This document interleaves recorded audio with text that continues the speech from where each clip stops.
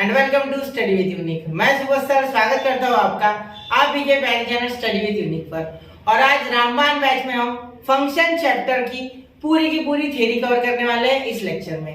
देखिए एमसीक्यू और जो भी एमएसटीसीटी के पीवाईक्यूज है, ठीक है, वो पूरे हम उसके 2 लेक्चर और बनाएंगे। 2021 के पीवाईक्यूज का अलग और 22-23 के अलग, ठीक है।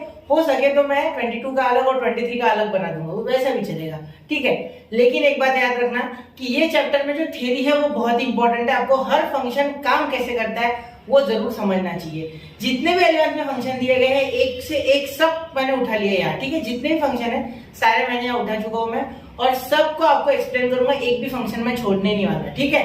चलिए तो शुरू करते हैं। मुझे पता है कि यहाँ से 10-12 दिन बाद आपकी एग्जाम है, ठीक है। मेरा कुछ 11th का सिलेबस बहुत बाकी है, मतलब समझ लो अभी जो इंपॉर्टेंट चैप्टर्स है वो बाकी है, लेकिन फंक्शन अगर आ गया ना तो कंटिन्यूटी और लिमिट आ जाएगा, और उसी के बाद फिर मेजर्स ऑफ डिस्पर्शन वगैरह का लोड लेना मत, वो आसान है, ठीक है। और कुछ चैप्टर ऐसे जो अगर आते हैं तो बहुत अच्छे से आ जाते हैं, जैसे पीआईएनसी वगैरह, लेकिन अगर नहीं आते तो वो बहुत ही मुश्किल हो जाएंगे। तो पहले हम वो कवर करते हैं जो जनरली सबको आएगा, ठीक है। तो उसका टेंशन मत लो, आपके एग्जाम तब है या नहीं, उसका लोड मत लो। आपको मैं ज्यादा से ज्यादा लेक्चर्स प्रोवाइड कर रहा हूँ, हो सके उतने पीवाईक्यूज करा रहा हूँ। कभी कभी बीच में डिले हो रहा है, आई एग्री, लेकिन करने की कोशिश तो मेरी पूरी है, ठीक है। चलिए तो फंक्शंस, ठीक है। सबसे पहले फंक्शंस। अब आप ये पहली बार नहीं देख रहे हो, आप 12th में सीख चुके हो मेरे साथ, या कहीं कोचिंग वगैरह या किसी और से सीखा होगा आपने। तो 12th में आप फंक्शन वगैरह से तो थोड़ा बहुत तो आप जानते हो, क्योंकि डिफरेंशिएशन में और एप्लीकेशन ऑफ डेरिवेटिव्स में आपने फंक्शन देख चुके हो आप, और इंटीग्रेशन में भी, ठीक है। और बीच बीच में जब मैं 12th का सिलेबस मैंने जब डायरेक्ट बनाया, क्योंकि मैंने 11th बनाया नहीं था, तो तब भी मैं आपको बताते रहता था कि फंक्शन ऐसे काम करता है, ये फंक्शन ऐसा, वो फंक्शन वैसा, ठीक है। और एक इनवर्स ट्रिग्नोमेट्रिक फंक्शन में तो हमने दोनों तरीके के फंक्शन डिस्कस किए थे। पहले हमारे जो साइन कॉस टैन होते ट्रिग्नोमेट्रिक, फिर उसके बाद इनवर्स वाले, तो दोनों हमने किए थे डिस्कस, तब भी हम फंक्शन कर चुके डिस्कस। तो अब यहाँ कुछ और फंक्शन है, ठीक है, वो ट्रिग्नोमेट्री थे। अब वैसे तो फंक्शन क्या है? फंक्शन का एक सिंपल सा डेफिनेशन है, ऐसा समझ लो कि कोई मशीन है जिसका कोई पर्टिकुलर काम है। जैसे सपोज हमारे यहाँ का फ्लोर मिल, जैसे कि चक्की, ठीक है, उसमें हम कुछ भी डाला, मतलब जो भी चीज आपको डालनी है, दालें वगैरह, गेहूं वगैरह, तो इधर से आपको क्या मिलता है? उसका फ्लोर मिलता है। फ्लोर यानी क्या? आप उसको क्या बोलेंगे? आप उसको आटा बोल देंगे, ठीक है। सिंपल सी बात है, आपको फ्लोर मिल जाएगा उसका, क्लियर। तो इस तरीके से ये फंक्शन है जिसमें हम एक पर्टिकुलर चीज इंसर्ट करेंगे, कुछ इनपुट देंगे, जिससे कि हमें एक आउटपुट मिलेगा। सिंपल सी बात है, ठीक है। इससे ज्यादा कुछ फंक्शंस में आपको सीखने को नहीं मिलेगा, लेकिन हर फंक्शन अलग तरीके से काम करता है, जैसे हर मशीन अलग काम करती है। जैसे फॉर एग्जांपल सिंपल सुनो, अब गन्ने के जूस की मशीन है, ठीक है, उसमें गन्ना डालोगे आप, ठीक है, सीधी सी बात, उसमें बाम्बू डालोगे तो मशीन खराब हो जाएगी। वैसे ही कोई भी फंक्शन हर इनपुट पे काम नहीं करता है, वो कुछ उसके पर्टिकुलर इनपुट होते हैं, उसी पे काम करता है। हाँ, कुछ फंक्शन सारे इनपुट पे काम करते हैं, लेकिन मैं ऐसे भी फंक्शंस की बात कर रहा हूँ जो ऐसे होते हैं जो एक पर्टिकुलर इनपुट पे ही एक स्पेसिफिक आउटपुट देते हैं, ठीक है। चलिए तो अब शुरू करते हैं। क्या होता है फंक्शन? तो जो मैंने बता दिया वही होता है, वही अंग्रेजी में लिखा है, और कुछ नहीं उससे ज्यादा, ठीक है। और डोमेन और कोडोमेन और रेंज, इसमें बच्चा सबसे ज्यादा कंफ्यूज रहता है, तो मैं ये सबसे पहले एक्सप्लेन करना चाहूंगा। देखो बच्चा सबसे पहले कंफ्यूज रहता है डोमेन में, सर डोमेन क्या होता है, ठीक है, फिर कोडोमेन में, और अब और इनसे उभरता नहीं है वो, तो एक रेंज नाम का और एक जो दाना है वो उसके लाइफ में आ जाता है, ठीक है। तो डोमेन, कोडोमेन, रेंज। जब देखो सबसे पहली बात, डोमेन यानी set of inputs, set of inputs, जो जो इनपुट्स आप दे सकते हो वो सारे, ठीक है, इनको आप क्या कहोगे? डोमेन कहोगे, ठीक है। और कोडोमेन यानी सेट ऑफ आउटपुट्स, ठीक है। लेकिन अब सुनना, अब यह एक ट्विस्ट है, कहानी में बड़ा ट्विस्ट है, ठीक है। तो सुनना मेरी बात, ठीक है। डोमेन और कोडोमेन, ठीक है। अब जरूरी नहीं हर कोडोमेन और रेंज सेम हो। देखो कोडोमेन और रेंज एक्चुअली अगर आपका फंक्शन ऑन टू है तो दोनों सेम हो जाएंगे। अब ऑन टू फंक्शन क्या होता है वो मैं आगे बताऊंगा, एक्सप्लेन करूंगा इसके बाद। तो सिर्फ नाम याद रखो, ऑन टू या सर्जेक्टिव, दो नाम उसके, ऑन टू भी बोल सकते हो और सर्जेक्टिव भी बोल सकते हो, ठीक है। तो कोडोमेन और रेंज अगर इक्वल हो जाए तो वो डायरेक्टली सर्जेक्टिव या ऑन टू फंक्शन हो जाता है, ठीक है। अब ये नाम मैं क्यों बोल रहा हूँ उसके पीछे का रीजन बताता हूँ। देखो कोडोमेन एक सेट ऑफ आउटपुट होता है पूरा, ठीक है, उसमें से कुछ काट छाट के अगर आपका फंक्शन ले रहा है तो उसका मीनिंग है रेंज। मतलब कुछ कोडोमेन में की चीजें छोड़ दी और बची हुई ले ली तो उस फंक्शन की रेंज वो हो जाएगी, ठीक है। जैसे किसी का डोमेन अगर रियल नंबर है, सारे के सारे रियल नंबर अगर मैंने एक फंक्शन के डोमेन के नाम पे रख दिए, ठीक है, फिर कोडोमेन में अगर सारे रियल नंबर को उठा रहा है, तब हम कहेंगे कि उसकी रेंज जो है वो पूरे के पूरे रियल नंबर है। लेकिन अगर उसने कुछ छोड़ दिए और उसके बाद कुछ उठा लिए तो हम रेंज बोलेंगे, ठीक है। फिर कोडोमेन नहीं बोलेंगे, क्योंकि कोडोमेन में कुछ चीजें छूट गई ना, तो कोडोमेन और रेंज इक्वल नहीं हो जाएंगे, ऐसा बोलना है मेरा, और कुछ नहीं। ठीक है, समझ रहे हो? तो ये दोनों सेम सेम है बट डिफरेंट डिफरेंट काम है, ऐसा भी बोल सकते हो। ठीक है, समझना चाहिए आपको ये। ठीक है, चलिए ये भी इसी की बात होती है। ठीक है, तो हम यहाँ कुछ मैपिंग वगैरह यूज करते हैं, एक्चुअली इसे कहते हैं वेन डायग्राम। ये वेन डायग्राम से जो मैंने यहाँ ली है फंक्शंस आपको समझाने के लिए स्टार्टिंग में। ठीक है, देखो मैपिंग वगैरह होती है, यहाँ ए से बी मैपिंग हो रही है, F of A to B. ठीक है, अब ये आपका हो जाएगा कोडोमेन। ठीक है, और ये आपका हो जाएगा डोमेन। ठीक है, याद रखना। ठीक है, और यहाँ और एक बात, इसे और एक नाम कहते हैं, सुनो, इसे कहते हैं प्री इमेज और इसे कहते हैं इमेज। देखो प्री इमेज, कंफ्यूज मत होना, और इसे कहते हैं इमेज, दूसरा नाम है डोमेन का ही दूसरा नाम है इमेज। ठीक है, याद रखना, दो नाम होते हैं, तो ऐसा मत सोचना कि अलग अलग है। Image, pre image, domain, codomain. और कोडोमेन अगर रेंज के इक्वल है तो वो ऑटो फंक्शन है और उसे ही रेंज कहेंगे। ठीक है, उसका लोड मत लेना। मैं भी ये सोचता था 11th में कि क्या कर रहा है ये, पूरा समझ नहीं रहा है, दही हो जाता था पूरा, है ना, समझता नहीं स्टार्टिंग में, लेकिन अब नहीं होगा, टेंशन मतलब दही नहीं होने देंगे। ठीक है, चलिए अब देखिए, अब यहाँ एक ए सेट है, यहाँ एक बी सेट है। ठीक है, अब ये वेन डायग्राम वाला तरीका है जिससे हम फंक्शंस को डिफाइन करने की कोशिश करेंगे। ठीक है, सुनो, यहाँ ए बी सी डी, ठीक है, आपको कुछ एलिमेंट दिए गए हैं, यहाँ 1 2 3 4 कुछ एलिमेंट्स है। ठीक है, ये एक्चुअली मैंने यहाँ पे टेक्स्ट बुक से ही ली हुई पूरी इमेजेस है। ठीक है, देखो यहाँ ए और बी एक ही जगह आ गए 3। ठीक है, मतलब ये ए और बी जो फंक्शन है, इनका आंसर यानी इनका रेंज यानी इनका कोडोमेन सेम जगह आके रुक गया 3 वाले एलिमेंट पे। ठीक है, और ये सी 4 के साथ और डी 2 के साथ, तो क्या सर ऐसे अलाउड है? हाँ बिल्कुल, क्योंकि दो फंक्शन का आंसर एक पर्टिकुलर पॉइंट पे मतलब सेम हो सकता है। जैसे देखो साइन π/4 भी 1/√2 होता है और कॉस π/4 भी 1/√2 होता है। ठीक है, वो तो सही है ना। ठीक है, आ तो रहा है ना, सेम आंसर आ रहा है। ठीक है, मतलब ये ओके है। ठीक है, ये फंक्शन है, ये पहला जो दिख रहा है ये वेन डायग्राम में फंक्शन है। ठीक है, इतना समझ लो। अब इसमें पहली चीज क्या क्लियर हुई कि क्या इस तरीके से अगर एक जगह दो फंक्शन चिपक जाए, एक कोडोमेन से एक उसमें के एलिमेंट से, तो क्या ये होगा ये फंक्शन तो होगा, बिल्कुल होगा, हो रहा है। ठीक, अब यहाँ देखो, यहाँ इसमें ये बाकी यहाँ तक सही बात है, यहाँ तक बिल्कुल सही है। ठीक है, यहाँ का खाली रहा तो भी चलेगा, यहाँ का खाली रहा तो भी चलेगा। पहली बात, यहाँ दो चीजें क्लियर होने वाली है। दूसरे में, पहले में क्या क्लियर हुआ कि ये दो में चिपक गया, ये अगर दो फंक्शन का एक ही आंसर अगर आ गया, मतलब एक जैसा आंसर आ गया, तो क्या ये सही है? मतलब एक ही रेंज के साथ, एक ही एलिमेंट के साथ, रेंज में चिपके सेट बी के एक ही एलिमेंट के साथ लग गए, तो क्या सही है? ओके सही है। ठीक है, वो पॉइंट आउट एक को कर सकते, दैट इज ओके। ठीक है, दूसरी चीज आ गया क्लियर हुई कि यहाँ का खाली हुआ तो भी चलेगा। ठीक है, तो भी वो फंक्शन है। इधर एक अगर छूट गया तो भी चलेगा, क्योंकि मैंने क्या कहा था, कोडोमेन और रेंज अलग अलग हो सकता है। मतलब इसकी रेंज हो जाएगी 2 3 4, लेकिन इसकी कोडोमेन अगर देखोगे 1 2 3 4 है, लेकिन कोडोमेन और रेंज इक्वल नहीं है। ठीक है, समझ रहे हो, कोडोमेन और रेंज इक्वल नहीं है। रेंज तो उसकी 2 3 4 है, लेकिन कोडोमेन में 1 एक्स्ट्रा है। ठीक है, मतलब कोडोमेन और रेंज इक्वल नहीं है, यहाँ मैं बोल सकता हूँ यहाँ से। ठीक है, हाथों हाथ एग्जांपल भी मिल गया। तो क्या सर ये फंक्शन है, यहाँ डी अकेला है, तो जैसी एक सेट में का कोई भी एलिमेंट अगर उधर मैप नहीं है, ठीक है, जैसे कि यहाँ मैप था, ठीक है, यहाँ सारे एलिमेंट मैप्ड है, अगर यहाँ का एक भी एलिमेंट मैप नहीं है, तो इन दैट केस ये फंक्शन नहीं है, ये फंक्शन नहीं है। ठीक है, ये फंक्शन नहीं है। ठीक है, क्यों नहीं है फंक्शन? क्योंकि यहाँ का एक एलिमेंट डी मैप्ड नहीं है। ठीक है, डी इज नॉट मैप्ड। ठीक है, with any element in D. ठीक है, अगर कोई भी एक एलिमेंट मैप्ड नहीं है तो फंक्शन नहीं होगा, याद रखना। ठीक है, चलिए, तो इतना समझ गए, चलो इतना नोट कर लो, चाहिए तो मैं आगे चल रहा हूँ। ठीक, चलिए अब चल रहे हैं हम अगले। तो ये देखो, यहाँ मैंने और एक एग्जांपल उठा लिया। ठीक है, जितने भी लिखने मैंने ले लिए यहाँ पे। ठीक है, अब ये देखो, यहाँ देखो, क्या ये फंक्शन है?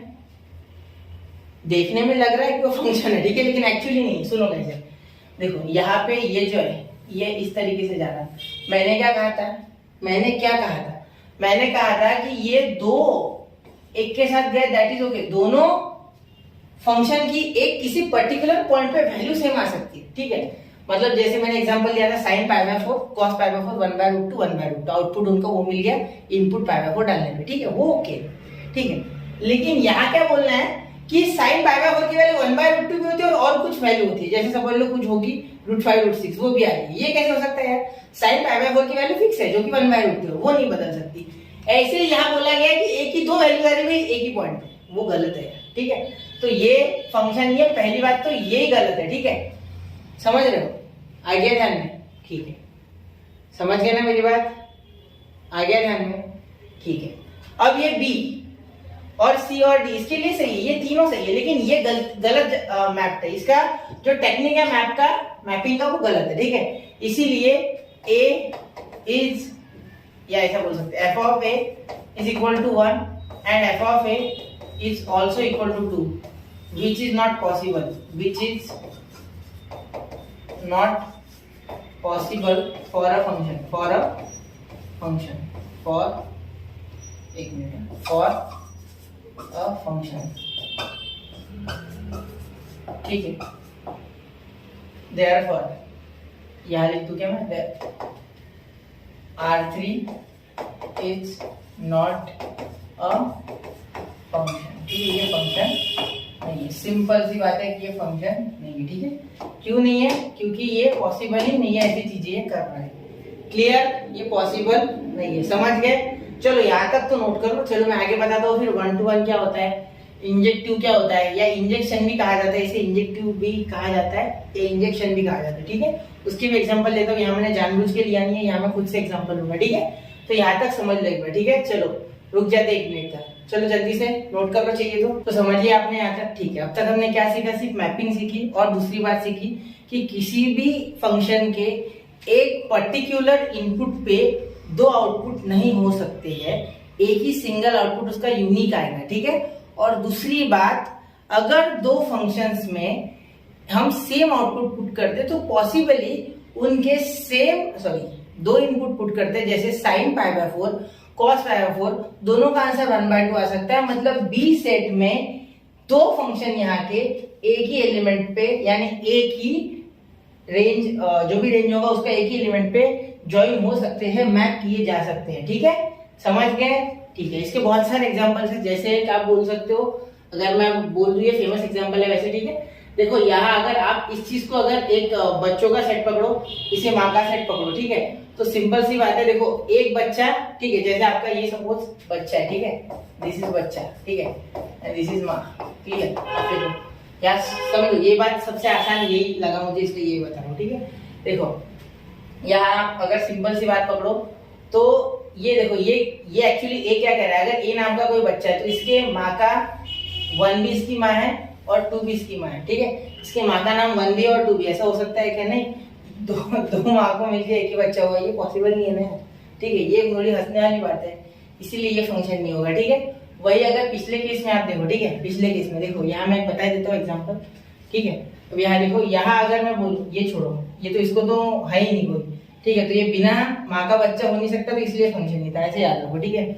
और यहाँ अगर देखो तो ये बच्चा जो है, ठीक है, और ये जो माँ है, ठीक है। अब यहाँ देखो, यहाँ अगर आप देखो तो यहाँ बिन बच्चे की माँ हो सकती है, ठीक है, क्योंकि उसकी शादी नहीं होगी शायद अभी, ऐसा सोच लो आप, ठीक है। इसलिए वो जो फिलहाल तो वो लड़की है, माँ तो बनेगी बाद में, यार इतना मत सोचो, मैं जो बता रहा हूँ वो सुनो सिर्फ, ठीक है। ये 1, ठीक है, क्लियर, तो ये हो सकता है, ये दिस इज पॉसिबल, लेकिन यहाँ ये करेक्ट क्यों है, ये फंक्शन क्यों, वो बताने वाला था मैं, ठीक है। ये एक बच्चा है, ये एक बच्चा है, ठीक है, तो क्या एक माँ के 2 बच्चे नहीं हो सकते ना, करण अर्जुन थे नहीं क्या, उसके माँ के बच्चे 2 बच्चे थे, करण और अर्जुन, ठीक है, समझ रहे हो, चलिए ठीक है, आ गया ध्यान में मेरी बात, ठीक है। तो ऐसे ही बोल रहा हूँ मैं, ठीक है, एक माँ के सैकड़ों बच्चे हो सकते हैं, सैकड़ों यानी 8-10 जितने भी है, ठीक है, समझ रहे हो, तो वो समझ लो सिर्फ मेरी बात, मतलब ये इधर के एलिमेंट, इधर के जितने भी एलिमेंट है वो सिंगल एलिमेंट के साथ मैप कर सकते हो, ठीक है, लेकिन ये एक एलिमेंट उधर के बहुत सारे एलिमेंट के साथ मैप मत कर देना, वो गलत है, इधर वाले इसके साथ सिंगल के साथ मैप नहीं हो सकते, वो गलत है, ठीक है। तो ये एग्जांपल याद रखें, रहेगा माँ बच्चा वाला, ठीक है, बेटर है, समझ जाएगा, ठीक है। चलिए, वैसे आधार कार्ड वाले भी ऐसे एक एग्जांपल, लेकिन वो मैंने दिया नहीं, ठीक है। Types of function, 1-1 and 1 to 1 and injective function. Injective function को इंजेक्शन फंक्शन भी कहा जाता है, ठीक है, ऐसा कुछ नहीं है कि इंजेक्शन अलग चीज, इंजेक्शन लगाना नहीं उसमें, ठीक है। देखो अब ये लेक्चर वैसे लंबा जाने वाला है, तो अच्छे से शांति से देखो, ठीक है, कोई गड़बड़ मत करना। तो ये फंक्शन क्या है, 1 to 1 से आपको समझ में आ रहा होगा कि यहाँ अगर एक सेट ए है, यहाँ अगर मैं एक सेट बी ले लूँ, ठीक है, इनके अंदर कुछ एलिमेंट्स ले लूँ सपोज मैं, ठीक है, देखो यहाँ ले लूँ, यही से उठा लेता ए बी सी डी, और यहाँ से ले लेता 1 2 3 4, तो ये बिल्कुल 1 to 1 चिपक जाएंगे, ऐसे ऐसे मैप हो जाएगा, ये इसके साथ मैप हो जाएगा, ये इसके साथ। आप बोलेगा कोई सर ये ऐसे चलेगा क्या? हाँ बिल्कुल चलेगा, ऐसे भी चलेगा। ठीक है, तो मैं ऐसे चिपका देता हूँ फिलहाल। चलो फिलहाल ऐसे लगाते, वैसा एक एग्जांपल लिया मैंने इसलिए। ठीक है, तो ये 1 to 1 मैपिंग हुई है, मतलब एक फंक्शन एक ही रेंज के साथ मैप है, एक ही एलिमेंट के साथ बी सेट में के मैप है। Therefore this is 1 to 1। 1 to 1 यानी एक का एक ही आंसर आएगा, दूसरा नहीं आएगा। ठीक है, जैसे कि मैंने कहा था sin π/4 और cos π/4 पे आंसर क्या आता है 1/√2, तो वो नहीं चलेगा यार। ठीक है, यहाँ सिंगल का आंसर एक ही आना चाहिए, बदलना नहीं चाहिए वो। ठीक है, समझ गए मेरी बात? क्लियर? तो इसे कहेंगे 1 to 1 फंक्शन। क्लियर होगी बात? ठीक है, अब आगे एग्जांपल्स के थ्रू समझते। ठीक है, अगर यहाँ से नहीं समझा तो ये क्या है, अगर ये इक्वल नहीं होनी चाहिए। ठीक है, सिंपल सी बात है, ये इक्वल हो जाएंगे तो गलत हो जाएगा वो। ठीक है, समझ रहे हो? ठीक है, अब जितना समझ रहे हो उतना समझो पहले। ठीक है, फिर बाद में प्रोसेस करते रहना उनको। ठीक है, अब यहाँ मैं और एग्जांपल दे दूं आपको, पिछले इसमें दे दो। देखो यहाँ अगर इसी को मैं ऐसे लिखूं, ठीक है, और एक तरीका है लिखने का। एक मिनट, यही बता देता हूँ हाथों हाथ। ठीक है, कहाँ जाए उधर, एक मिनट।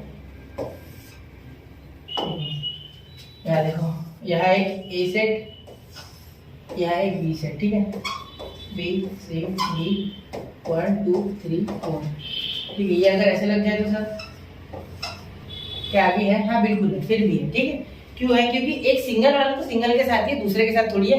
ये क्रॉस कनेक्शन का कोई लेना देना नहीं है, वो ओके है, वो हमारे बिल्कुल ओके। ठीक है, समझ गए? ये डोमेन है, ये कोडोमेन है, इसी रेंज कहेंगे। ठीक है, तो यहाँ इसकी रेंज और कोडोमेन सेम है इस फंक्शन के लिए, फिलहाल इन सेट्स के लिए बात चल रही है। ठीक है, समझ गए? ठीक है, इतना अगर नोट करना चाहो तो कर लो, मैं आगे चल रहा हूँ। ठीक है, चलिए अब देखिए, अब मैं आपको ऑन टू और सर्जेक्टिव फंक्शन के बारे में इंफॉर्मेशन दे देता हूँ थोड़ी सी। ऑन टू फंक्शन क्या होता है बच्चा? ऑन टू फंक्शन देखो, ऑन टू फंक्शन ऐसा फंक्शन होता है जिसकी कोडोमेन और रेंज इक्वल होती है। तो ये सबसे इंपॉर्टेंट बात है। ठीक है, ये इसमें सबसे इंपॉर्टेंट बात मुझे लगती है। ठीक है, चलो देखो ऑन टू फंक्शन कैसा होता है। इसका जो इमेज और प्री इमेज की बात कर रही है लोग, ठीक है, और ये बी। ठीक है, तो ये बिल्कुल 1 इधर 1 2 ले लीजिए, 1 2 3 4 5, यहाँ ए बी सी डी और ई।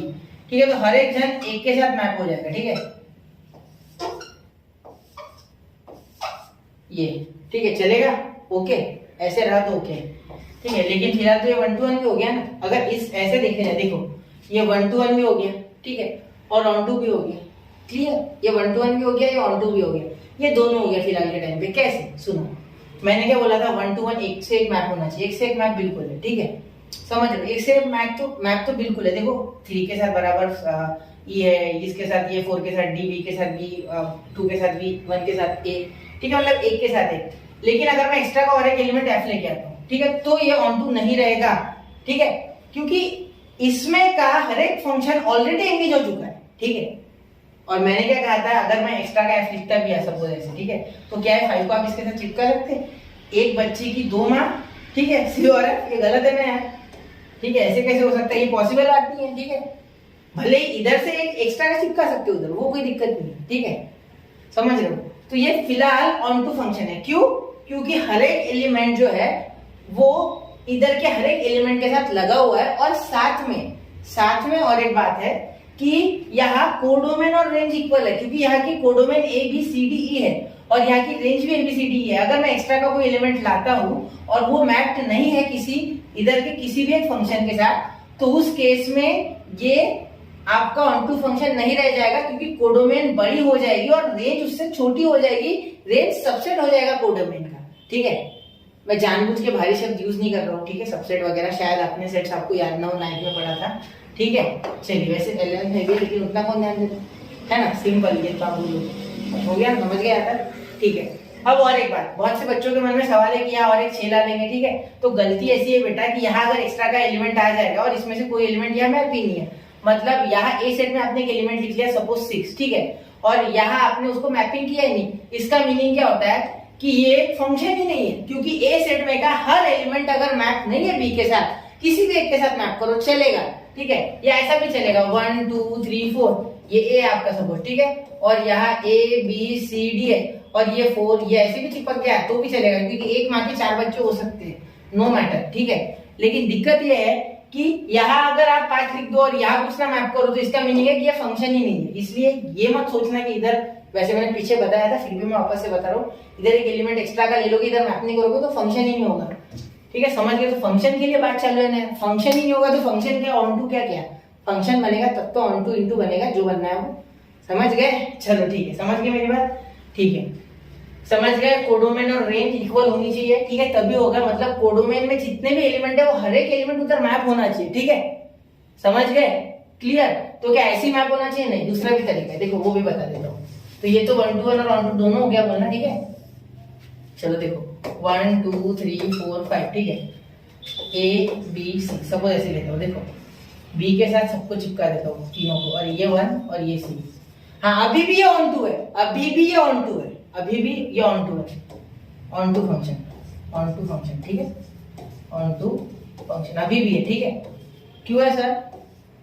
अरे यहाँ पे जो कोडोमेन है, ठीक है, वो रेंज के इक्वल है। एबीसी कोडोमेन है, एबीसी रेंज है, ठीक है। मैंने क्या कहा था? Range is actually the subset of codomain, लेकिन यहाँ सबसेट नहीं हो रहा है, वो इक्वल हो रहा है डायरेक्ट, देखो। इसीलिए मैं कह रहा हूं कि ये ऑन टू फंक्शन है, समझ गए? ठीक है, चलो इतना नोट कर लो, 1 2 3। चलिए मैं चल रहा हूँ आगे, बस हो गया यहाँ तक, ठीक है। ये दो बातें आपको क्लियर करनी थी मुझे, ये समझ गए होंगे, ठीक है। अब फंक्शन के लिए कुछ टेस्ट होते हैं, जो मैंने यहाँ ग्राफ उठा लिए दो, ठीक है। ये भी आपके पुस्तक से उठाया मैंने, मतलब टेक्स्ट बुक से, ठीक है। देखो यहाँ वर्टिकल लाइन टेस्ट क्या होता है, देखो एक फंक्शन, अगर कोई फंक्शन है, ठीक है, तो उसका ग्राफ कुछ इस तरीके से आएगा कि जब भी मैं वर्टिकल लाइन टेस्ट करूंगा तो वो एक ही पॉइंट पे टच करेगा। वर्टिकल लाइन टेस्ट नहीं समझा आपको, ठीक है, बताता हूँ। देखो ऐसे होती है एक्स एक्सिस और ऐसे होती है वाई एक्सिस, ठीक है। अगर मैं फंक्शन बनाऊं यहाँ से, ये क्यूबिक फंक्शन का ग्राफ है, ऐसा नहीं होता है, थोड़ा अलग होता है, ये थोड़ा और सुलझाना होता है, लेकिन छोड़ो, ये क्यूबिक फंक्शन का ग्राफ है, ठीक है। तो यहाँ से मैं अगर, एक मिनट, ये थोड़ा खींच ही लेता हूँ वरना फूलों के साथ ये तो टच हो रहा है, ठीक है। ये छोड़ा, आप ग्राफ समझ लो, सिर्फ कोई भी फंक्शन में छोड़ो, ये ग्राफ है, ठीक है। तो यहाँ पे अगर मैं एक, यहाँ 1 है सपोज और यहाँ 2 है, ठीक है, तो यहाँ से मैं एक लाइन बनाऊं ऐसे वर्टिकल सीधी खड़ी, जो कि वाई एक्सिस से पैरेलल हो, ठीक है। तो ये यहाँ कट कर रही है इसे, ठीक है, और यहाँ से भी बनाऊं तो ये यहाँ कट कर रही है इसे, ठीक है, मतलब एक ही पॉइंट पे कट कर रही है। तो ये फंक्शन है, therefore this is a function. क्या लिख सकता हूँ मैं? ये फंक्शन है, ये फंक्शन है, ठीक है, फंक्शन है, क्योंकि ये टेस्ट में पास हो गया। एक ही पॉइंट पे टच करना चाहिए, मेरा मीनिंग क्या है कि एक ही पॉइंट पे टच करना चाहिए, ठीक है। लेकिन यहाँ देखो, यहाँ अब ये छोड़ो ना, ये समझ गया ना, वो भी वैसे ही देखो, यहाँ पे जिसका ग्राफ ऐसे बनाया था, ठीक है, और यहाँ पे कुछ मैं रेड से बनाता हूँ, देखो ये लाइन कुछ ऐसी बनाई है, सारी की सारी लाइन इसे एक ही पॉइंट पे टच करी, देखो ये तो एक पॉइंट पे टच करिए, देखो ये आ गया यार, ये हाँ ये और ये, ठीक है। इसीलिए ये एक फंक्शन है, ठीक है, समझ रहे हो मेरी बात? ठीक है, वो कॉस का ग्राफ जैसा ग्राफ है, ठीक है। चलिए अब आगे, अब ये अगर आप देखोगे, ठीक है, तो यहाँ इलिप्स बना हुआ है, ठीक है, तो ये 2 पॉइंट पे टच कर रहा है वर्टिकल लाइन टेस्ट में, तो ये फंक्शन है ही नहीं है, ये फंक्शन है ही नहीं। सपोज मैं मेरी तरफ से और एक एग्जांपल देता हूँ, देखो सपोज यहाँ एक मैं ऐसे कुछ बना लूँ, देखो 1 2 3 4 कुछ ऐसे, ठीक है, ये कुछ मैं बना लूँ, ये y ये x, ठीक है, और ये ओरिजिन, ठीक है। तो ये देखो, ये यहाँ पे अगर मैं ऐसे कुछ वर्टिकल लाइन बनाऊं तो ये 2 पॉइंट पे कट कर रहा है, ठीक है, 2 पॉइंट पे कट कर रहा है, ठीक है, 1 2 3 4। देयरफॉर ये फंक्शन नहीं है, ठीक है, नहीं है। समझ गए मेरी बात? कोई दिक्कत है आता है? मुझे नहीं लगता है कोई दिक्कत होनी चाहिए, ठीक है। मैंने पूरा बता दिया आपको, जितना फास्ट में बता सकता हूँ उतना बता रहा हूँ, ठीक है। वो आ रहा है क्या फ्रेम में? एक बार मैं चेक कर लूँ, ठीक है, आ रहा है वो फ्रेम में, है ना। चलिए ठीक है, हो गया, समझ गया। तो यहाँ तक मैंने आपको बता दिया वर्टिकल लाइन टेस्ट कैसे करते वगैरह वगैरह। ये किसी क्वेश्चन में यूज करेंगे जरूरत पड़ी तो, वरना नहीं करेंगे, ठीक है। चलो हॉरिजॉन्टल लाइन टेस्ट, अब ये क्या फंक्शन है या नहीं है इसके लिए चेक करते नहीं, वो हो गया, वर्टिकल में हो गया वो कि फंक्शन है या नहीं है, वो उससे चेक कर लेंगे। बस यहाँ इसकी क्या जरूरत पड़ी फिर, ठीक है, यहाँ चेक करने के लिए कि 1 to 1 फंक्शन है या 1 to many है या many to 1 है, दोनों बोल सकते हैं, many to 1 1 to many, वो आपकी इच्छा है, ठीक है। वो सिर्फ अंडरस्टैंडिंग में है, वो शब्दों छोड़ो, फीलिंग्स भावनाओं को समझो, ठीक है। मैथ कहना क्या चाहता है वो समझो पहले, ठीक है। देखो, if no horizontal line intersect the graph of a function in more than 1 point and the function is 1 to 1 function, ठीक है। जैसे ये देखो, यहाँ पे ये हॉरिजॉन्टल लाइन जो है, हॉरिजॉन्टल लाइन है आड़ी, ठीक है, आड़ी, वर्टिकल लाइन है खड़ी, ठीक है, ये एक ही पॉइंट पे टच करे, देखो जैसे ये पॉइंट, तो इसीलिए ये एक 1 to 1 फंक्शन है, मैं दावे के साथ कह सकता हूँ, ठीक है, समझ रहे हो? ठीक है, लेकिन ये देखो, ये मॉडुलस फंक्शन जैसा ग्राफ है, जो मॉडुलस फंक्शन थोड़ा सा ओरिजिन से ऑफसेट है, मतलब थोड़ा उससे दूर है, ठीक है। तो यहाँ देखो, यहाँ जब हमने ये खींचा, ठीक है, तो ये 2 पॉइंट पे टच हुआ, ठीक है, जिस कारण से ये 1 to 1 नहीं है, ये मेनी टू 1 है, ये मेनी टू 1 है, ठीक है। इसीलिए ये हॉरिजॉन्टल लाइन टेस्ट में फेल हो गया, ये 1 to 1 फंक्शन नहीं है। समझ गए? बस ये 2-3 टेस्ट अभी काम भी नहीं आएंगे शायद, फिर भी मैं बता रहा हूँ, क्योंकि समझना है आपको ये चीजें, इससे आपका बेस अच्छा हो जाएगा। कुछ चीजें मैंने भी छोड़ी है, मैं मानता हूँ, एक लेक्चर में कवर करना 1-1.5 घंटे में पॉसिबल नहीं है, ये लेक्चर भी मेरे हिसाब से लंबा ही जाएगा, ठीक है। समझ गए? आज तक फंक्शन समझाऊंगा, इसके बाद फंक्शन से डायरेक्टली, ठीक है। यहाँ तो थोड़ा समझ लो, ये 1 to 1 है, दिस इज, ये लिखता हूँ, ये 1 to 1 है, ठीक है, ठीक है, ये 1 to 1 नहीं है, 2 पॉइंट पे टच कर रहे हैं, सिंगल पॉइंट पे टच कर रहे हैं, ठीक है। समझे मेरी बात? समझ रहे हो?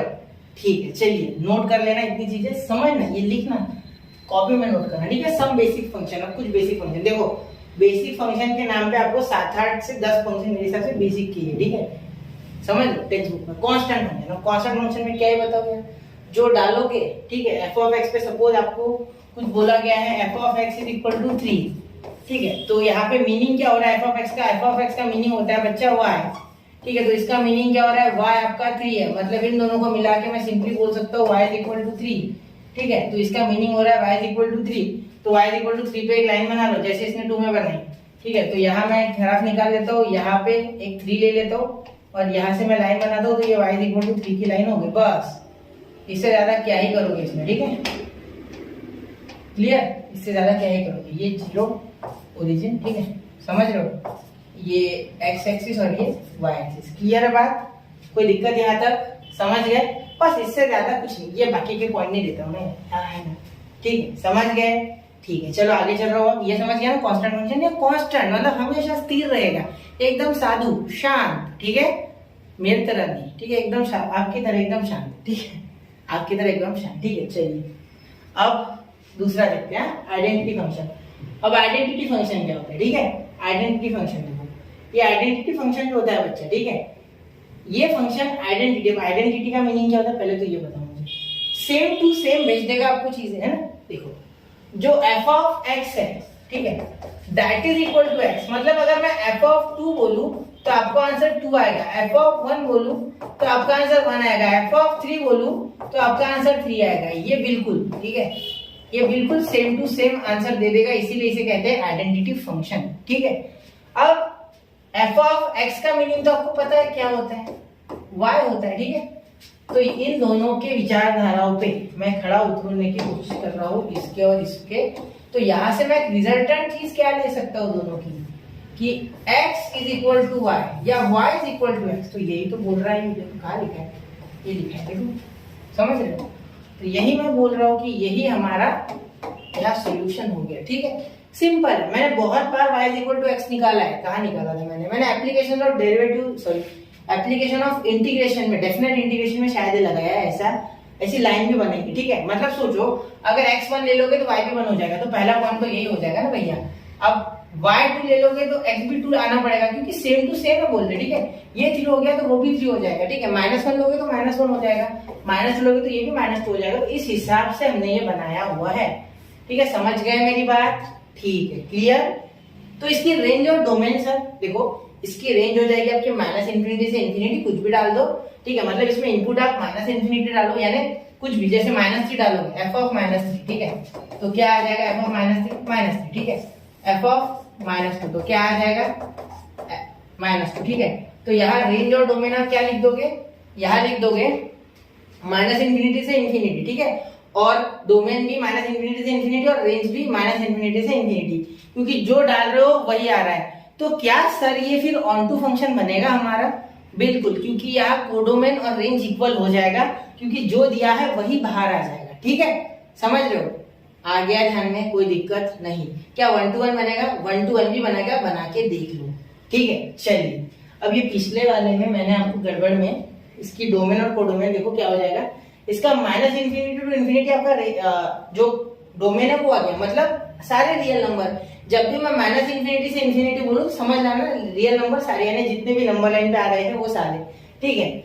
और रेंज है आपको 2 दिया गया है इस पर्टिकुलर फंक्शन के लिए, इस पर्टिकुलर के लिए, ठीक है। एक्चुअली के यानी कुछ भी के आपका आ जाएगा यहाँ, ठीक है। के यानी के जैसे यहाँ मेरा क्रिया है ना वैसे, ठीक है। जैसे आप जो डालोगे वही मिलना है आपको, ठीक है। सिंपल सी बात है, यहाँ और कुछ बहस करने वाली बात नहीं है, ठीक है। चलिए आगे चले, ठीक।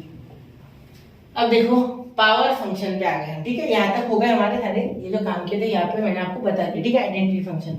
अब पावर फंक्शन, ठीक है। पावर यानी कुछ पावर में इंडेक्स में रहेगा, ठीक है। अब स्क्वायर ये मैं आपको कहाँ पढ़ा चुका हूँ, ये मैंने आपको पढ़ाया था जब हमने एप्लीकेशन ऑफ डेफिनेट इंटीग्रेशन किया था। उसमें हमने डेफिनेट इंटीग्रेशन के एप्लीकेशन में पहले पैराबोला का पार्ट पढ़ा था। y square is equal to 4ax, y square is equal to minus 4ax, x square is equal to minus 4by, y square is equal to 4by, sorry x square is equal to 4by, मैंने y बोला क्या, गलत है, ठीक है। चलिए अब देखो square function f of x is equal to x square, ठीक है। कुछ भी हो सकता है, ऐसा कुछ नहीं x square ही होगा, ठीक है, या x cube वाला भी है, ठीक है। अब स्क्वायर जब कर रहे हो ना तो सारे जो इवन पावर है वो डिफाइन हो गए, और क्यूब कर रहे हो तो सारे ऑड पावर डिफाइन हो गए, ऐसा समझ लो, ठीक है। चलिए समझ रहे हो, होता ही है, ठीक है। तो ऐसा समझ लो, समझो ऐसी बात, ठीक है।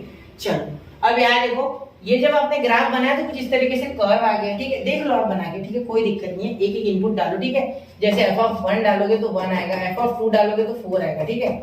तो ये कुछ इस तरीके से कर्व बन जाएगा आपका, ठीक है। जब बनाओगे तब, जब बनाओगे, वरना बनाते कोई दिक्कत नहीं, अभी बना तो नहीं रहा हूं, देख लो सिर्फ, ठीक है। और इसकी रेंज और डोमेन क्या हो जाएगी सर, ठीक है। तो पहली बात तो डोमेन फाइंड करना होता है। इसकी डोमेन क्या हो जाएगी, इसकी डोमेन जो हो जाएगी बच्चा, ठीक है, इसकी जो डोमेन हो जाएगी, that domain will be all the values belonging to real number, ठीक है।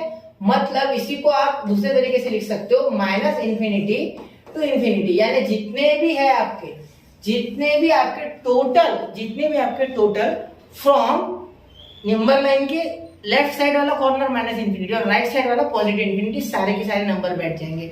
अब दूसरी बात, बहुत से बच्चे सोचते हैं कि सर आपने ये सर्कल कैसे लगा दिया, और वो कभी कभी बॉक्स लगा हुआ आगे जाके, तो वो कैसे लगा दिया। देखो यहाँ भी एक चीज बता देता हूँ, वैसे मैंने बताया ही, ठीक है, पिछले लेक्चर्स में। तो सुनो, जब मैं ऐसा लगाता हूँ इसका मीनिंग है ओपन इंटरवल्स, ठीक है। और जब मैं इस तरीके से लगाता हूँ तो इसको कहते हैं क्लोज इंटरवल्स, ठीक है।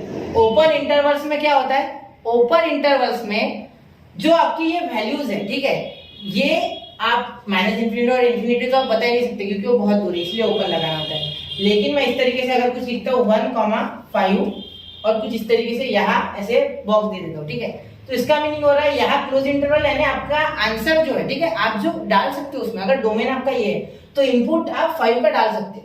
कोई फंक्शन होगा तो उसमें आप 5 का इनपुट डाल सकते हो। लेकिन अगर 1 मैंने इस तरीके से ओपन इंटरवल के साथ लिखा है, इसका मीनिंग है कि 1 के आगे 1.001 ये डालोगे, 1 नहीं डालोगे कभी, ये मैं बोल रहा हूँ, समझे, आया ध्यान में। तो ऐसा इसका मीनिंग होता है, ठीक है। चलिए यहाँ तक बात क्लियर है, तो ये मैंने यही ले लिया है, ठीक है। तो यहाँ देखो आपको पता है कि ये सबके पार्ट होता है स्क्वायर फंक्शन, बड़ा ही अच्छा है। इसमें -1 का भी स्क्वायर करोगे तो -1 का स्क्वायर का होता है +1, ठीक है। इसका मीनिंग होता है कि सारे निगेटिव के दो के पॉजिटिव कर देता है, तो इसका आंसर 0 आ सकता है अगर 0 का स्क्वायर करोगे, ठीक है। मतलब 0 का स्क्वायर करोगे तो 0 आ सकता है, ठीक है। इसीलिए आप यहाँ 0 का बाद देखो मैंने एक बॉक्स दिया है, ठीक है। यहाँ बॉक्स यानी स्क्वायर ब्रैकेट है, इसका मीनिंग क्या हुआ कि 0 आपका आंसर आ सकता है, ये क्लोज्ड इंटरवल है, ठीक है। और इन्फिनिटी के बाद ओपन इंटरवल, इसका मीनिंग क्या हो रहा है कि जो ओपन इंटरवल है, ठीक है, वो उसका मीनिंग है कि इन्फिनिटी किसने देखा, आपने देखा इन्फिनिटी जाके, नहीं ना मैंने देखा, ठीक है। तो सिंपल सी बात है कि 0 आपका आ सकता है, और उधर ओपन इंटरवल पे कितना भी इन्फिनिटी आगे चलते जाएगा, ठीक है, उसमें कोई दिक्कत नहीं है। और 0 आंसर आ सकता है, इसीलिए अगर मुझे 0 इसमें से एक्सक्लूड करना होता है कि मुझे 0 लेना ही नहीं है भाई, तो मैं ऐसा बोल लगा देता, ठीक है। लेकिन 0 आ रहा है इसलिए ओके, ठीक है। रेंज है 0 से इन्फिनिटी, और डोमेन है -इन्फिनिटी टू इन्फिनिटी, यानी कोई भी रियल नंबर डाल दो आपको वैल्यू दे देगा, ठीक है। नॉट डिफाइंड नहीं होगा, बहुत से फंक्शन नॉट डिफाइंड हो जाते हैं किसी इनपुट्स पे, तो तब काम नहीं करेंगे। जैसे फॉर एग्जांपल अगर एग्जांपल दूं तो जैसे आप गन्ने की जूस निकालने की आपकी मशीन है, उसमें कद्दू का जूस थोड़ी निकलेगा यार, सिंपल है, वो तो जाम हो जाएगी। प्याज का जूस निकालोगे, आलू का निकालोगे नहीं ना, समझे मेरी बात, ठीक है। आलू के फ्रेंच फ्राइज बनते, गन्ने के नहीं, गन्ने को काट के फ्रेंच फ्राइज बनाओगे गलत हो जाएगा ना, कुछ भी बनता है क्या, सिंपल कुछ भी आप आड़ा टेढ़ा थोड़ी चीजें होते हैं, कुछ फंक्शंस का जैसे कुछ चीजें फिक्स है वो वैसे फिक्स है, ठीक है, उनको वैसे ही रहने दो, कुछ अलग कर दोगे तो क्या, गुलाब जामुन तरी में खा सकते क्या, तरी की सब्जी में गुलाब जामुन थोड़ी होते, गुलाब जामुन में मीठा पाक चाहिए, ठीक है, ऐसी कुछ चीजें जो कॉम्बिनेशन होगा वैसे ही और वैसे ही वो काम करेगी, ठीक है, और कुछ करोगे तो एक्सपेरिमेंट नहीं, वो बेवकूफी कहलाएगी, ठीक है, वैसे ही ये बात है और कुछ नहीं, ठीक है। चलो अब क्यूबिक फंक्शन या क्यूब फंक्शन जो भी आप बोलो, ठीक है, देखो अब यहाँ F of X is equal to X cube, ये भी पावर फंक्शन का ही पार्ट है, ठीक है।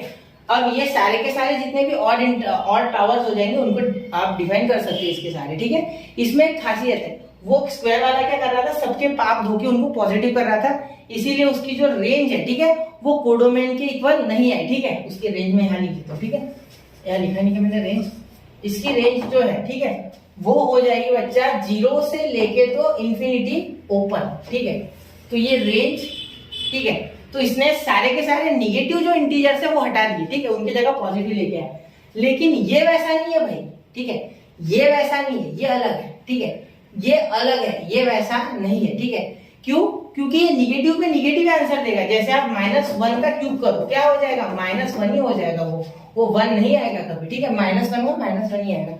इसका मीनिंग क्या हो रहा है, सुनो मेरी बात, इसका मीनिंग क्या हो रहा है वो सुनो, इसका मीनिंग हो रहा है कि इसका जो डोमेन है, ठीक है, डोमेन तो इसमें सारे रियल नंबर बैठ जाएंगे, मतलब सारे आर बैठ जाएंगे, और आप इसे दूसरे तरीके से लिख सकते हो -इंफिनिटी टू इंफिनिटी, कुछ भी डाल दोगे तो ये काम कर लेगा, ठीक है, लेकिन इसके रेंज में दिक्कत हो जाएगी, ठीक है, उससे अलग, उससे दिक्कत यानी इससे अलग रेंज आएगी, ठीक है, ये बोल रहा हूँ मैं, इसके रेंज में उससे ये स्क्वायर वाले से अलग आएगा, तो वो क्या हो जाएगा, इसमें भी आर आएगा और -इंफिनिटी टू इंफिनिटी आएगा, ठीक है, समझ रहे हो, -इंफिनिटी टू इंफिनिटी, क्लियर, समझ रहे हो मेरी बात, समझ रहे हो, कोई दिक्कत यहाँ पे नहीं, ठीक है, यही मैं बोलना चाहता हूँ, समझ गए, -इंफिनिटी टू इंफिनिटी, क्लियर, मतलब इसमें आप माइनस डालोगे आपको माइनस ही मिलेगा, जैसे -2 का क्यूब करोगे तो क्या आएगा, -8 आएगा, ठीक है, वो पॉजिटिव नहीं बनाएगा उसे, समझ गए, इसीलिए इसमें रेंज भी, निगेटिव इंटीजर्स भी रेंज में आएंगे, ठीक है, और पॉजिटिव इंटीजर्स भी आएंगे, और 0 पे तो 0 होगा,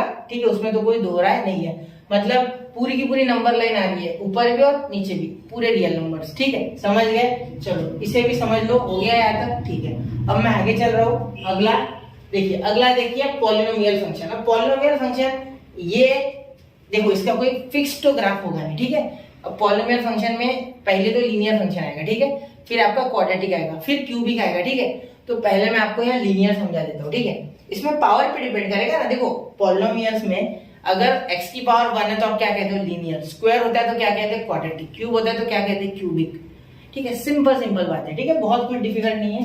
देखो लीनियर फंक्शन जब आप देखोगे तो इसमें x की पावर 1 हो जाएगी, ठीक है, ये आपको 10th स्टैंडर्ड में पढ़ चुके हो कि कैसे एक लाइन बनाते हो, ठीक है, ऊपर से 7th चैप्टर जो है लीनियर प्रोग्रामिंग, उसमें भी तो लाइन बना रहे हो यार, ठीक है, ऊपर से स्ट्रेट लाइन में भी कभी कभी लाइन बनाते हो, कभी कभी क्या, मैं तो हमेशा ग्राफ के सहारे समझाता हूँ क्वेश्चन को, ठीक है, ऊपर से लाइन एंड प्लेस में बना रहे आप लाइन, तो ये सारी चीजें यहाँ आएंगी, ठीक है, मतलब आपको एक लाइन बनानी है, इसमें सिर्फ 2D में, लाइन एंड प्लेस में 3D बनाते थे, ठीक है, तो क्या हो रहा है, एक लाइन बना रहे हैं जो कि हम ऑलरेडी 10th स्टैंडर्ड में सीख चुके हैं लाइन कैसे बनाते हैं, ठीक है, जैसे कि x + y = 2 कुछ बता देता था मैं, ठीक है, आप बना लेते थे, ठीक है, तो ये वही है, देखो यहाँ क्या हो रहा है, इसे अगर मैं 2x को इधर लेके आऊँ तो 2x + y = 3 नहीं हो रहा, क्या सिंपल, तो ये लाइन बन गई बस, ठीक है।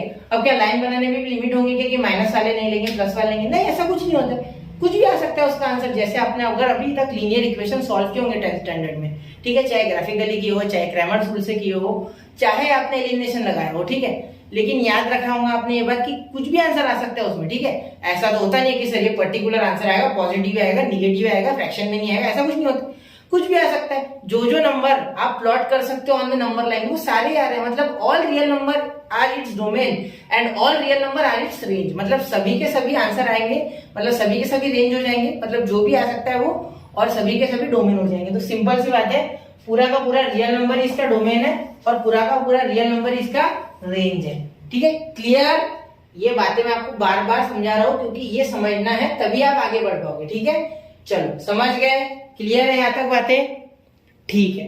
अब देखो, अब मैं आगे बढ़ रहा हूँ, ठीक है, आगे देखो, ये लंबा जाएगा थोड़ा, मुझे लग रहा है लेक्चर, ठीक है। अब देखो ये क्वाड्रेटिक फंक्शन क्या हो जाएगा, क्वाड्रेटिक फंक्शन यानी ये देखो, क्वाड्रेटिक फंक्शन ये स्क्वायर वाला फंक्शन, यानी इसमें पावर 2 हो जाएगा, ठीक है। X square plus 2x plus 7 ये आपने ऑलरेडी कर रखा है, ठीक है। ये भी आपने 10th स्टैंडर्ड में किया, लेकिन ग्राफ आप नहीं बनाया था सर वहां हमने। हाँ बिल्कुल, मैं मानता हूँ ये बात को, ग्राफ तो आपने नहीं बनाया, ठीक है। जैसे स्क्वायर वाला फंक्शन किसी को निगेटिव नहीं रहने देता था, ठीक है। क्या इसमें निगेटिव आएगा?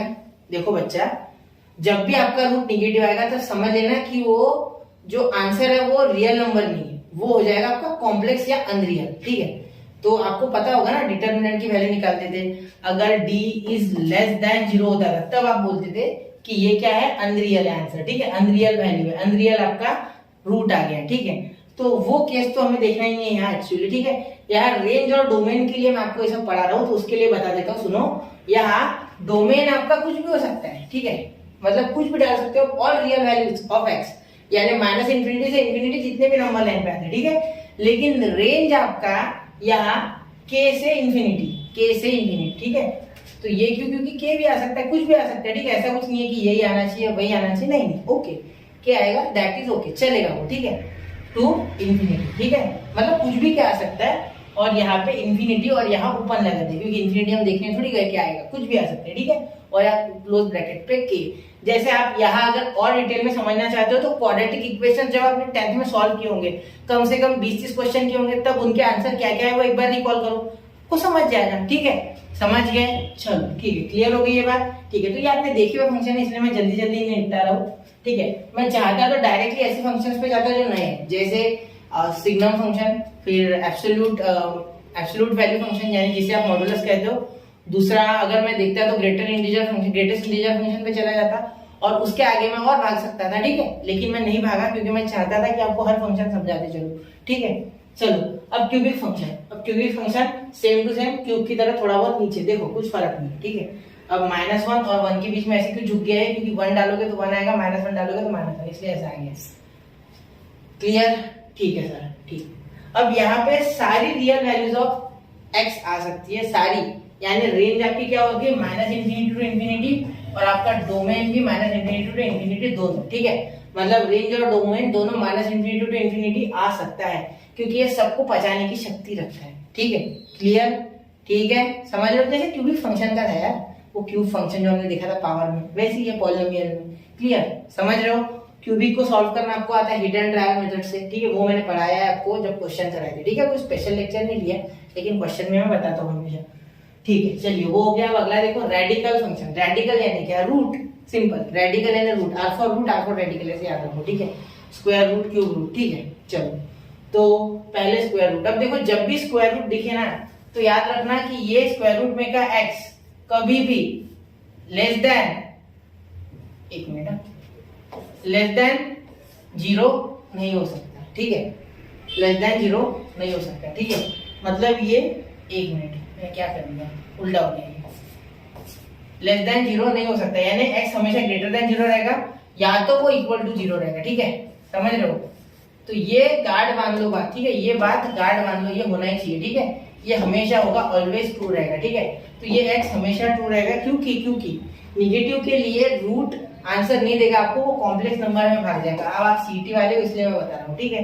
मैं सोच रहा हूँ कि जो भी लेक्चर देख रहा है वो सीईटी वाला, उसने कॉम्प्लेक्स नंबर कर चुका, क्योंकि इसके पहले मैंने कॉम्प्लेक्स नंबर पढ़ाया था, ठीक है। चलिए क्लियर। अब निगेटिव तो वैल्यू आनी नहीं चाहिए आपकी, निगेटिव आ गया तो वो आयोटा दे देगा। जैसे -3 अगर हो जाएगा, √-3, तो √3 इंटू √-1, तो ये आय हो गया, मतलब √3 आए, तो ये कॉम्प्लेक्स नंबर गलत है ये, ठीक है, क्योंकि √-1 का आए, तो वो कैसे होगा भाई, यार डिफाइन नहीं है वो। नंबर लाइन पे आप देखो, आपको आज तक क्या लगता था जब कॉम्प्लेक्स नंबर आपने पढ़ाना था, तो सबसे पहले आपको सबसे बड़ा लगता था रियल नंबर, लेकिन रियल नंबर भी कॉम्प्लेक्स नंबर का सबसेट है एक्चुअली, ठीक है। लेकिन वो बात आपको कॉम्प्लेक्स नंबर में पता चली, ठीक है, लेकिन पहले तो नहीं पता था, तो उसके बारे में बात हुई, ठीक है।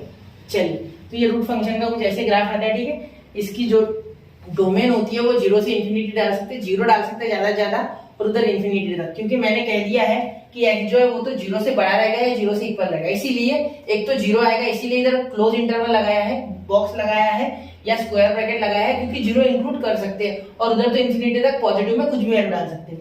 और ये अगर ऐसा है तो रेंज भी वैसे, क्योंकि 0 पे 0 आता है और इंफिनिटी 1 पे 1 आता है, और बाद में इंफिनिटी पे तो आते ही रहेंगे अलग अलग आंसर्स, ठीक है। अब ये मत बोल देना सर √5 का तो पता नहीं, भाई पॉइंट में निकालेंगे, पॉइंट तो प्लॉट हो सकता है ना नंबर लाइन पे, बिल्कुल ठीक है। ऐसा बोल रहा हूँ। क्लियर?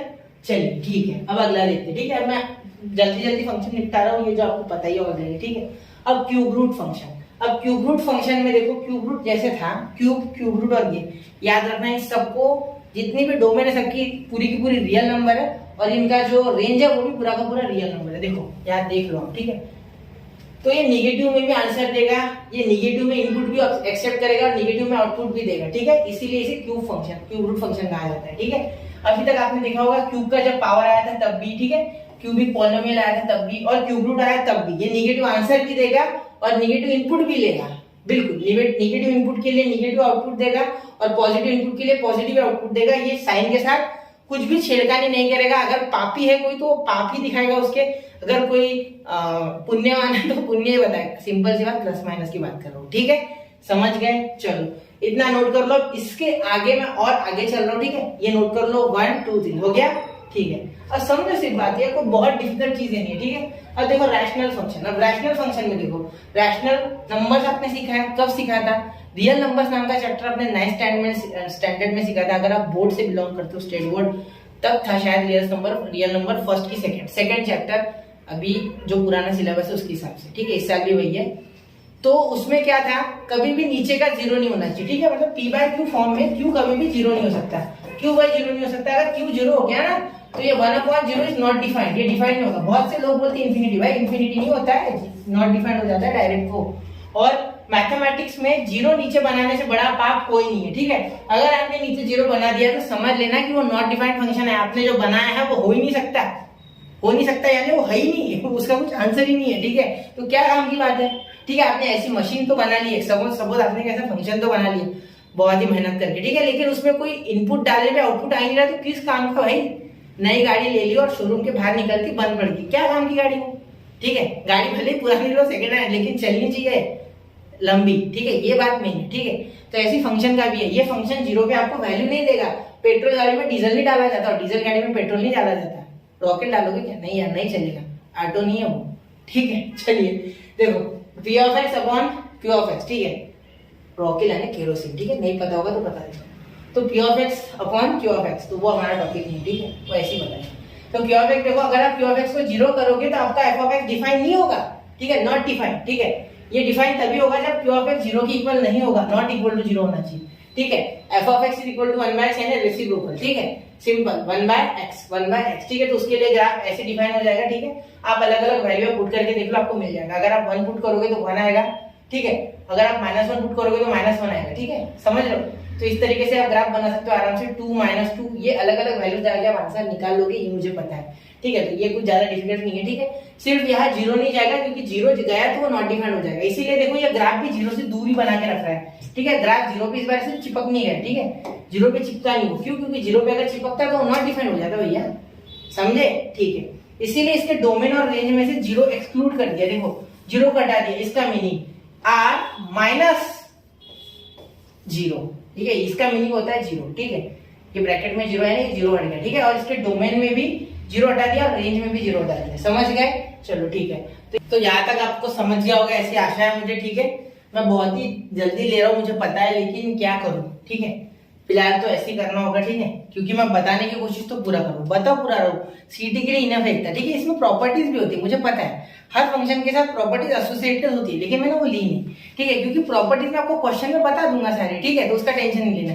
बिना प्रॉपर्टीज के क्या काम नहीं चलता है? नहीं चल जाता है। ठीक है, उसका टेंशन नहीं, सिर्फ वो शॉर्टकट कर देती कुछ चीजों को, तो वो मैं आपको क्वेश्चंस में बताते रहूंगा, तो उसका टेंशन मत लेना। ठीक है, चलो अब एक्सपोनेंशियल फंक्शन। अब एक्सपोनेंशियल फंक्शन आप देखोगे तो इसमें तो कोई भी रियल वैल्यू आ सकती है डोमेन में, क्या दिक्कत है? कुछ आ नहीं सकता है क्या? ठीक, सिर्फ रेंज में फर्क पड़ता है ना। जैसे देखो, ये f ऑफ x 2 का पावर पॉजिटिव x भी हो सकता है, f ऑफ x 2 का पावर नेगेटिव x भी हो सकता है। नेगेटिव x पे क्या आंसर आएगा? देखो, नेगेटिव x पे आपको क्या मिलेगा? आप इसको ऐसे लिख दो ना, 1/2 का पावर x, अपॉन में कर लो, क्या दिक्कत है? ठीक है, अपॉन में कर लो ना। ठीक है, अब यहाँ 1 रख दोगे तो 1/2 आ जाएगा, तो 0.5 ले लेना। ठीक है, क्या दिक्कत है? समझ गए मेरी बात? ठीक है, माइनस कर दोगे तो निगेटिव अपॉन में हो जाएगा, और क्या होगा? ठीक है, समझ गए ना क्या बोल रहा हूँ? ठीक है, तो यही बात मैं बोल रहा हूँ बार बार, तो यहाँ 1 आ जाएगा, ऐसी ये बात है। ठीक है, याद देखो, निगेटिव के लिए इधर से ग्राफ शुरू हो गया, पॉजिटिव के लिए इधर से हो गया, और क्या दिक्कत है? ठीक है, समझ रहे हो? जब ये पॉजिटिव आया ना, देखो x तो पॉजिटिव ही आया दोनों में, ठीक है। f ऑफ x देखो, ये f ऑफ x आपका 1/2 आया था, जब आपने अभी निगेटिव में डाला तो मैंने 1 डाला था, तो 0.5, तो ये तो 0.5 ऐसे ही है, देखो ये तो पॉजिटिव ही है, ठीक है। जो बदला वो देखो f ऑफ x यानी y नहीं होता क्या, y तो 0.5 है, तो y की तो बात हुई, ठीक है। बदला वो नेक्स्ट जब इसको इन्वर्स किया मैंने, ठीक है, समझे नहीं आप, f of x is equal to y होता है, इसका मीनिंग y, इसका meaning x is equal to f of y होता होगा, तो ठीक है। तो ये मैं आपको बीच बीच में क्वेश्चन में बताऊंगा, फिलहाल सिर्फ ग्राफ समझ लो बस है, ठीक है। समझ गए मेरी बात? ठीक है, क्लियर, ठीक है। आपको 0.5 वाला मैटर समझ गया, तो -1 का खुद से भी ऐसे करके देख लेना, ये जो मैंने लिखा था ना, इसको थोड़ा तोड़ मरोड़ के आप बना लोगे, ठीक है। x यहाँ सिर्फ x की जगह y पुट कर देना, आंसर आ जाएगा, ठीक है। चलिए समझ गए, ठीक है। अब चलिए इसका रेंज और डोमेन, तो इसका डोमेन जो होता है वो सारी रियल वैल्यूज होती है जितनी भी होती है, ठीक है। और इसका रेंज जो होगा, ठीक है, वो 0 पे टच हो रहा है क्या ग्राफ? नहीं, मतलब 0 तो नहीं होगा, ठीक है। 0 से आगे होगा तो क्या 1 हो जाएगा? नहीं नहीं नहीं, ठीक है, 1 नहीं है, देखो 0.5 1 इसके बीच में, 1 तो यहाँ है ना, 1 तो इंटरसेक्ट कर रहा है, ठीक है। तो ओपन 0 से कॉमा इंफिनिटी, वहां भी ओपन, ठीक है, ओपन 0, इसका मीनिंग है 0 एक्सक्लूडेड है, ठीक है, 0 छोड़ के आगे, ठीक है, 0 को छोड़ दो, ठीक है, उसके आगे, तो उसके आगे इंफिनिटी तक, क्लियर, ठीक है, ये समझ गए। अब देखो लॉगरिथमिक फंक्शन, अब लॉगरिथमिक फंक्शन जो है वो हर पॉजिटिव वैल्यू के लिए डिफाइंड है सिर्फ, ठीक है। मतलब कोई लिख रहा है log x, तो याद रखना कि वो सिर्फ और सिर्फ पॉजिटिव x के लिए डिफाइंड है, ठीक है। अगर निगेटिव x हो गया तो वो डिफाइंड नहीं है, सिंपल सी बात है, ठीक है। पॉजिटिव x के लिए डिफाइंड है, क्लियर। तो यहाँ पॉजिटिव ही आपका आंसर आएगा और पॉजिटिव आपको इनपुट डालना है, उसके सिवा कुछ नहीं करना है, समझ गए, ठीक है। अब इसका रेंज और डोमेन देख लेते हैं। तो यहाँ सारी आप जो डोमेन है उसमें सारी जो वैल्यूज है, ठीक है, वो डाल सकते हो 0 इंफिनिटी, ठीक है, समझ लो 0 से इंफिनिटी सारी रियल प्लस में, रियल प्लस, ठीक है, इसका मीनिंग है सारी प्लस वाली रियल वैल्यूज, ठीक है, रियल नंबर सारे प्लस वाले, ठीक है। और इसका रेंज आपको क्या मिलेगा? सर रेंज ग्राफ तो नीचे भी दिख रहा है, इसका मतलब रेंज तो आर हो जाएगा सारी, ठीक है। तो ग्राफ में आंसर आपको पॉजिटिव नेगेटिव मिल सकता है, दैट इज ओके, लेकिन आपको डोमेन यहाँ हमेशा पॉजिटिव यानी इनपुट हमेशा पॉजिटिव देना है, और रेंज आपको नेगेटिव पॉजिटिव दोनों मिल सकते हैं, क्योंकि ये ग्राफ से आपको दर्शाया गया है, ठीक है।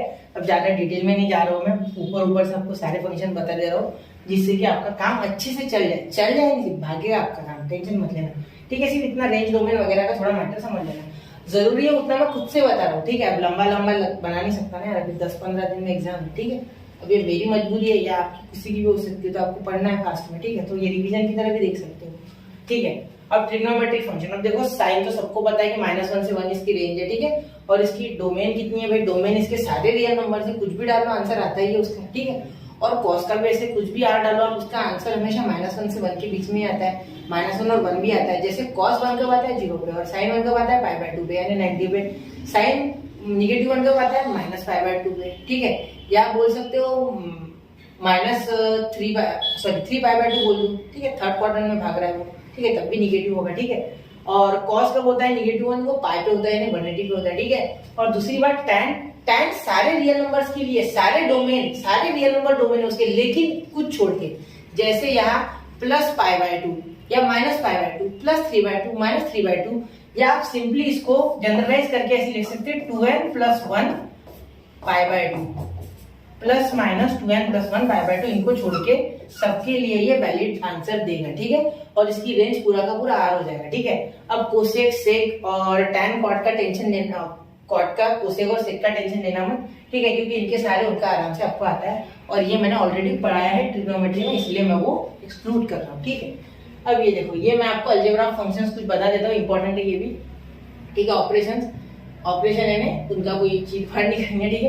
f plus g of x अगर हो तो आप f of x plus g of x अलग अलग लिख सकते हो, अगर ऐसी माइनस में हो तो भी अलग अलग लिख सकते हो, ठीक है। ऐसे अगर मल्टीप्लाई में हो तो भी अलग अलग लिख सकते हो, लेकिन अगर वो डिवाइड में, तब सोचना होता है कि g ऑफ x 0 नहीं आना चाहिए, वरना ये नॉट डिफाइंड हो जाएगा।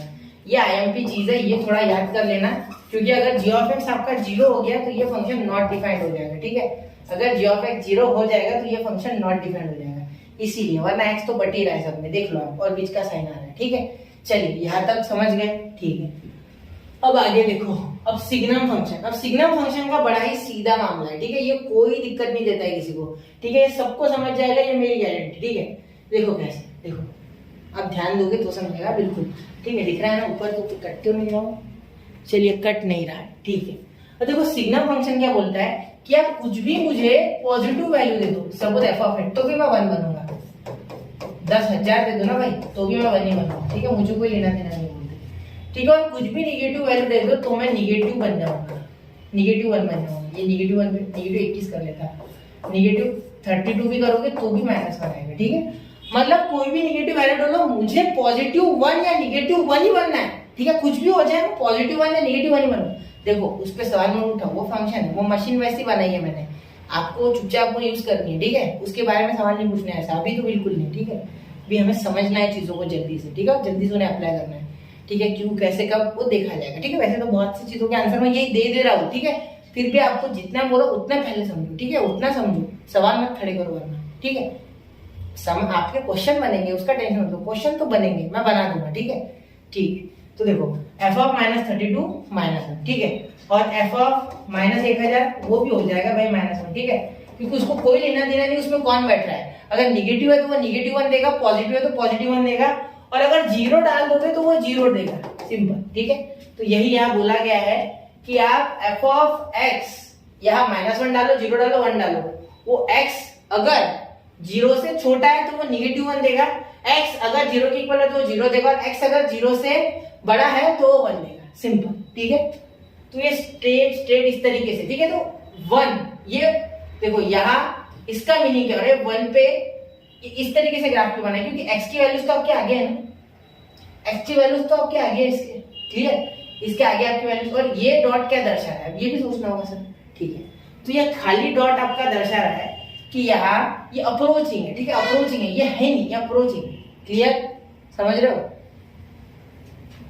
तो इसकी आप कुछ भी वैल्यू डाल सकते हो, ठीक है, क्लियर, समझ गए, ठीक है। तो यहाँ डोमेन में तो आप कुछ भी डोमेन में तो आप कुछ भी रियल नंबर लिख सकते हो, लेकिन रेंज में आपको हमेशा 1, -1 या 0, ठीक है, यानी -1, 0, 1 ही मिलेगा, ठीक है। समझ गए, सिग्नम फंक्शन कुछ डिफिकल्ट नहीं है, इजी है, ठीक है, हो गया यहाँ तक, ठीक है। अब चलिए, अब मैं आपको एक नए फंक्शन पे लेके जा रहा हूँ, जो कि बहुत ही इंपॉर्टेंट फंक्शन है, absolute value function, modulus function, ठीक है। चलिए अब ये देखिए, अब ये फंक्शन कैसा होता है, ये पीस वाइज फंक्शन में आता है, ठीक है, वो भी पीस वाइज फंक्शन में था पिछला, ठीक है। ये एक अलग टाइप है, लेकिन मैंने पीस वाइज फंक्शन को डायरेक्ट डिफाइन किया, और बीच में मैंने बोला नहीं कि पीस वाइज फंक्शन है, ठीक है।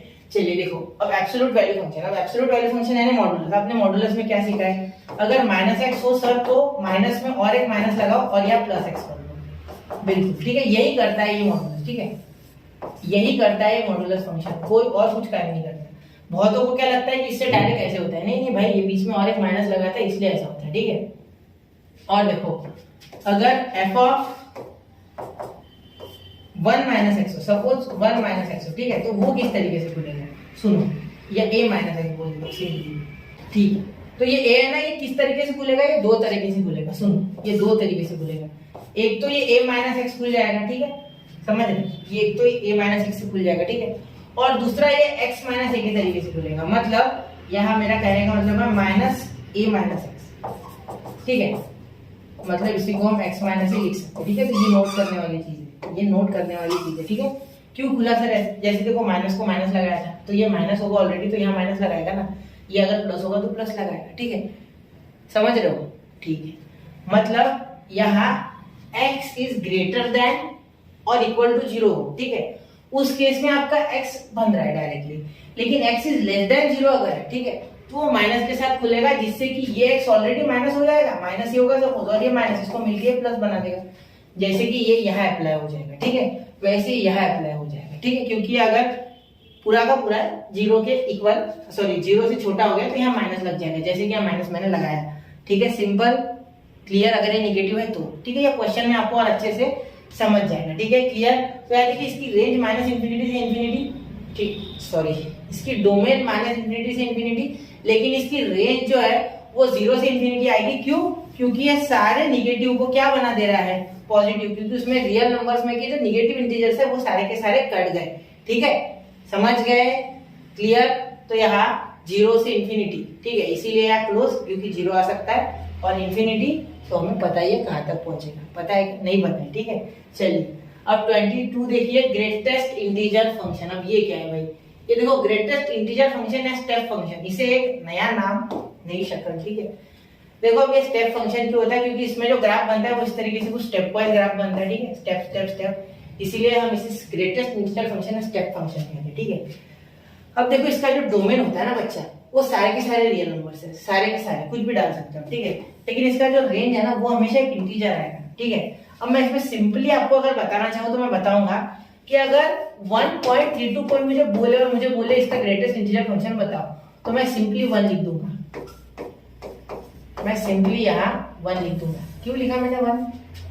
क्योंकि हमेशा यहाँ लेफ्ट में आना होता है। कहाँ आना होता है? लेफ्ट में।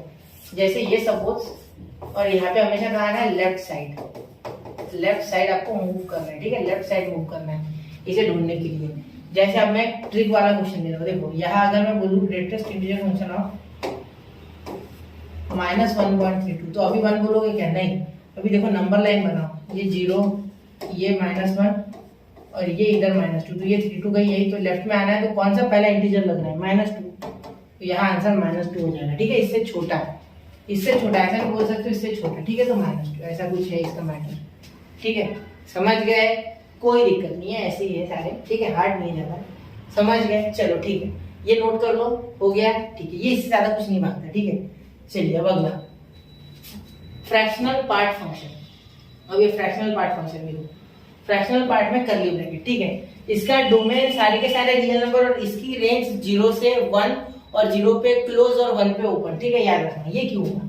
देखो इसकी वैल्यू हमेशा 1 से छोटी रहेगी, 1 को अप्रोच ही रहेगी वो, लेकिन 1 नहीं होगी, वो 0 से बड़ी और 1 से छोटी रहेगी, ठीक है। फ्रैक्शनल पार्ट यानी इसका मीनिंग हो रहा है हमेशा आंसर फ्रैक्शन ही आएगा, चाहे कुछ भी डाल लो, ठीक है। जैसे यही कुछ एग्जांपल है तो वही बता देता हूँ, सबसे पहले बता दो ये है क्या, ठीक है। कुछ इस तरीके से फंक्शन आएगा, ठीक है। इसे आपको लिखना है x minus greater integer function of x, GIF of x, GIF यानी ग्रेटेस्ट इंटीजर फंक्शन, ठीक है। तो ऐसे कुछ 4.8 को कैसे लिखा, देखो 4.8 minus greatest integer function of 4.8, तो वो 4 हो जाएगा, क्योंकि सबसे पहला लेफ्ट में आ गया तो 4, तो ये 0.8, ठीक है। अब यहाँ -7.1 है तो -7.1 का, देखो अब यहाँ 7 मत लिख देना भाई, देखो यहाँ -7.1 का ही होगा बीच में, ये -7 होगा, और यहाँ कुछ आगे यहाँ पे आसपास -8, तो ये लेफ्ट में जाओगे तो -8 आएगा, ठीक है, -8 आएगा। ध्यान देना मेरी बात, लेफ्ट अप्रोचिंग, ठीक है, लेफ्ट की तरफ जाना है, तो ये देखो इसलिए -8, ठीक है, माइनस माइनस प्लस 0.9, ठीक है। लेकिन अगर ये बिलोंग्स टू इंटीजर हो जाएगा, मतलब सपोज आपका आंसर यहाँ ग्रेटेस्ट इंटीजर फंक्शन, सॉरी आप इस फ्रैक्शनल पार्ट फंक्शन में 3 डालोगे, ठीक है, सपोज, तो देखो 3 में कोई फ्रैक्शनल पार्ट ही नहीं, इसका मीनिंग क्या हो रहा है कि आप 3 minus greatest integer function of 3 यानी 3 माइनस 3 करोगे तो 0 आएगा।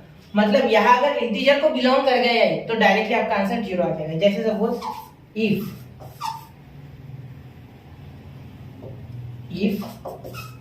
x belongs to integer then fractional part of x is equal to 0, ठीक है, सिंपली। तो यहाँ से आपको ये समझ जाना चाहिए, ठीक है, समझ गए? कोई दिक्कत नहीं, ठीक है। इसकी डोमेन रेंज वगैरह सब समझ गए, ठीक है, तो कोई यहाँ दिक्कत नहीं आपको। मैंने पूरे फंक्शन समझा दिए जितने भी थे, ठीक है, उसमें कोई फंक्शन में कुछ नहीं छोड़ा, सब ले लिया, सिर्फ प्रॉपर्टी छूट गई, ठीक है। तो मैं चाहता था आपको शॉर्टकट में सारा बताना, तो वो मैंने बता दिया, शॉर्टकट ही 1 घंटा हो गया, ठीक है, लेकिन सारे फंक्शन एक्सप्लेन हो गए। चाहता तो मैं 5-5 मिनट में बताता, लेकिन कोई फायदा नहीं, इसलिए पूरे एक साथ बता दिए।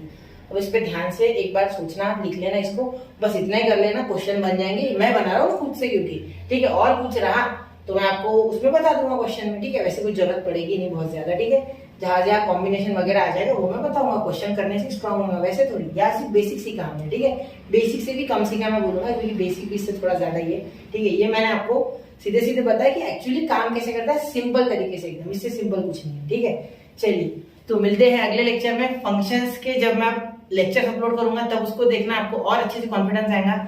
मिलते हैं अगले लेक्चर में। जय हिंद, जय भारत।